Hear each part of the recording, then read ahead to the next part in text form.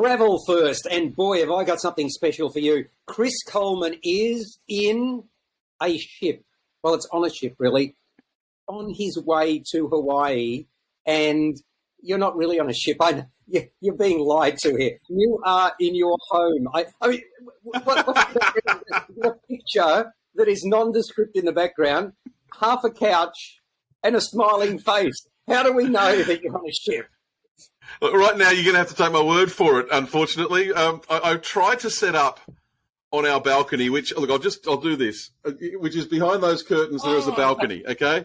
Just take my word. Unfortunately, every time I went outside, my computer refused to connect to the onboard internet, which the people at Royal Caribbean have given me to use and abuse for the next 3 weeks while we're on board, you're sailing from Honolulu to Sydney. You are blaming the IT problems. That's the ultimate excuse, isn't it? Oh, gee, all you IT people, Chris doesn't love you. That's what he's saying. I'm blaming this computer. This computer has decided every time I go outside to say, no, you can't have the internet. I walk back into the room, it's fine. I walk outside and it gives up. It says, you've got a full connection. You just can't use it. But look, at some stage, I promise, in the next couple of weeks, I will show you plenty of outdoors. Okay, but right now, you have to take my word for it. I'm in a balcony room on board the Ovation of the Seas, sitting at Pier 2B of the Hawaiian International Cruise Ship Terminal. You just have to take my word for it. And over the next couple of weeks, you'll see plenty. But one of the beautiful things about Chris is he's a storyteller. Now, talking about stories, I don't know if you put up with the news that Tom Cruise's next adventure, quite seriously, is going to be with the International Space Station. He's actually going out of this world to bring us his next heroic stunt, whatever that might be. Now, I reckon there's a long lead into this, whenever this is going to be. You've also had a long lead in. In fact, 80 hours before departure, something happens. What's this magic number of 80? Now, this is something new that I have learned, and I asked if you'd heard about the 80 hours before takeoff rule, and I was delighted to hear that you hadn't. Have you ever gone onto a website, and I don't know whether this applies to all airlines, it's certainly for Qantas it does. Have you ever gone onto an airline and thought, gee, I wish I could get a better seat than what's on offer? Of course. Well, the trick is to go on to Qantas at exactly 80 hours before takeoff. That is when they unlock all the seats that they tentatively reserve for premium frequent flyers. So people with the platinum cards and so on, and the Chairman's Lounge members who can walk up to a flight a couple of days beforehand and get the best seats that are in the plane. If they're not taken at 80 hours before takeoff... How did you learn about the 80-hour rule? How did you learn it was exactly...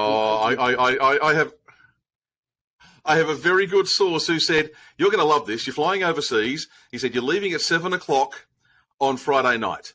On Tuesday at 11 a.m., jump on and you will see a number of seats magically open up. I thought he was talking rubbish. I did it at 11:02 on Tuesday and I scored an exit row for free. When you're my height, 6'1" and a bit, an exit row is gold, my friend. Yeah, exactly. So hang on. Where were you and where did you get to? We were in Sydney, well, at the time I was in Canberra, but flew from Canberra to Sydney. Which seat? Give me an idea of how up you were bumped. Originally, if you have a look on the flight map for Qantas for their A330 long-haul flight, you'll see row 57 is a decent row to be in because that's where the middle section goes from 4 to 3. So you get extra leg room in the side seats and extra aisle room. We moved from row 57 to row 24. Row 24 has the extra leg room because there is an exit around the other side of the bulkhead. So we managed to get that moved. Normally they would charge extra for that seat, so we did that.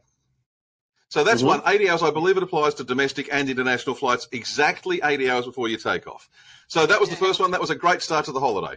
They let you... The other thing is that even though you're a disreputable man, they've actually let you on board the aircraft and now onto the actual ship. So clearly there are some... Yes. What about the security concerns that I have personally about you? They'd ask me to give you a character reference and I'd say, what? Character reference? Tell me about security. We managed to lose a tube of sunscreen. And You know, and I know, when you take a tube of anything or that's bigger than about 100 grams, if it has to go through the main security on your national, it's going to go. Now, we originally had packed 3 bags, so a large bag, a medium bag, and a small bag, with the intention of them all going through check-in. What we didn't realise, and this was my fault, was that when you fly to the States, yes, you're allowed 32 kilos of luggage, but it all has to fit in one bag. You can't spread that 32 across 2 other bags. So while I had a medium bag which came in at about 17 kilos and a small bag that came in at 5, we couldn't put the small bag through, and that's where the sunscreen was. So we wound up with an extra carry-on bag, which was no great hassle, no problem, until we got to Sydney Airport. And we remember a few weeks ago, Alan Joyce from Qantas said some travellers are not match fit. Mm-hmm. I was not one of those match fit travellers because I forgot that the sunscreen was in the bag, and we got through, and the bag got sidetracked through the X-ray machine, and a lovely lady from security said, "What's in there?" And I said, "Oh, there might be a small tube of sunscreen," and she's pulled it out, and she said, "Would you call the..." It was not a small tube. She said, "Would you call this a small tube of sunscreen?" And I said, "Well, you've got to give me points for trying." She said, "No, I'll just take the sunscreen." So look, we got caught there. This goes to your character. You know, a small screen. We're talking about a whale size, right?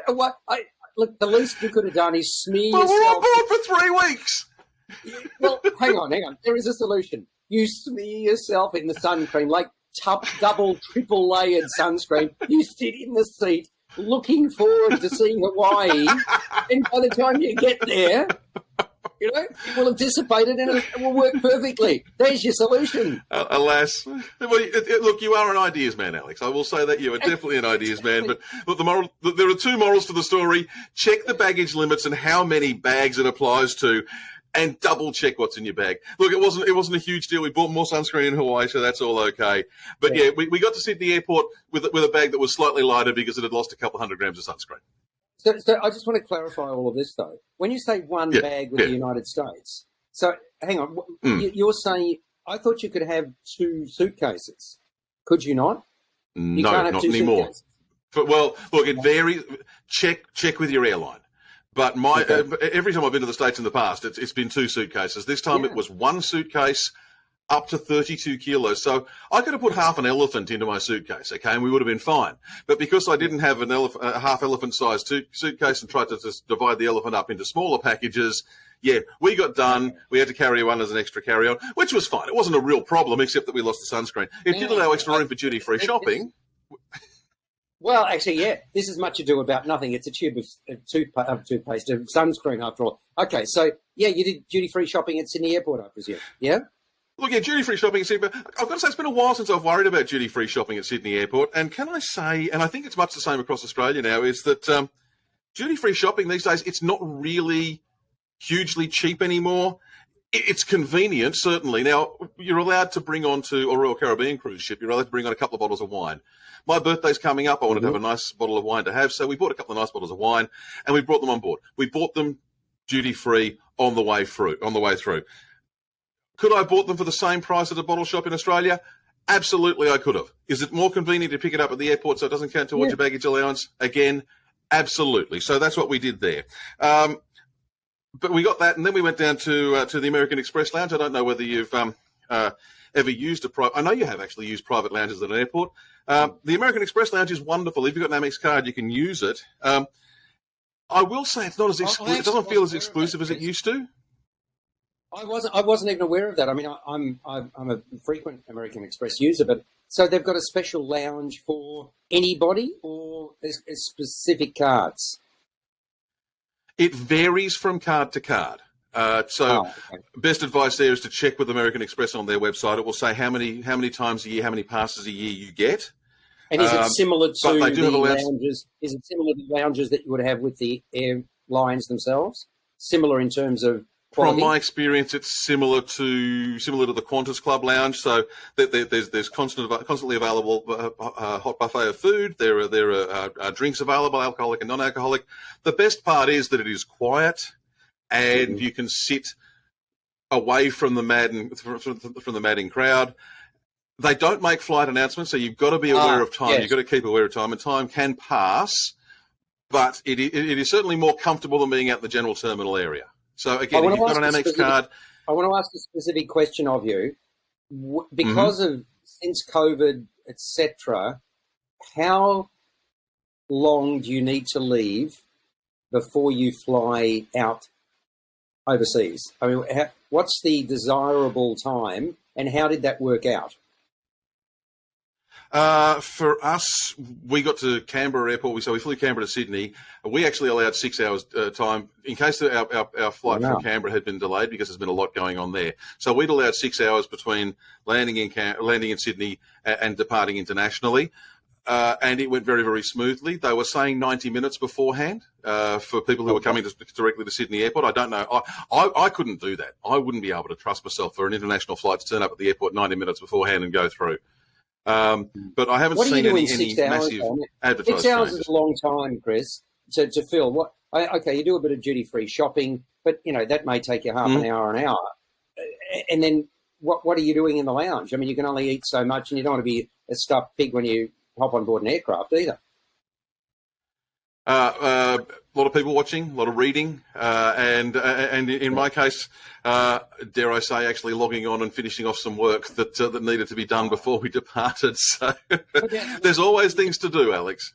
One of the things that happens, and it depends on your status, shall we say, you can get massages in certain airport lounges, and you can get foot rubs and any of that. I mean, is any of that available for us average individuals? No. The Amex, well, certainly not in the Amex lounge. There is one in Sydney, there's one in Melbourne, so you'll be pleased to know that next time you go overseas. Just check that out. But it really is just a place to kick back, put your feet up, and not be surrounded by quite as many people. Oh, the other thing I did was made sure that all my devices were charged up. So there are charging stations all over the place. Excellent.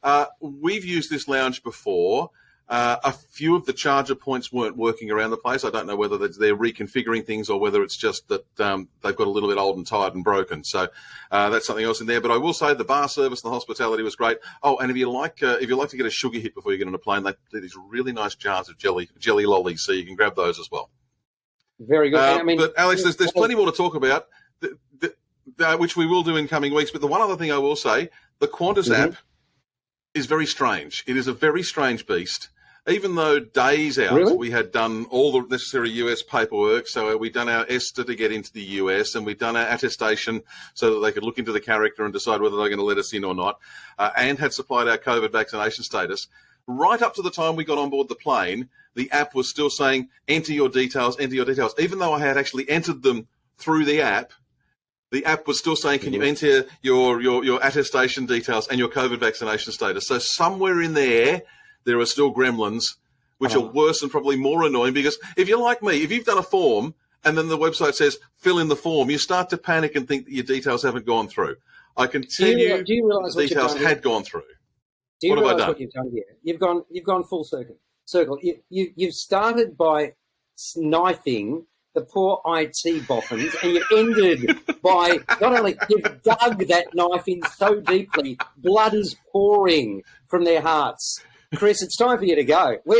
That's it. We'll speak again in a few days' time. We'll hear more about Chris's maddening adventures, and hopefully you and your wife have a wonderful time.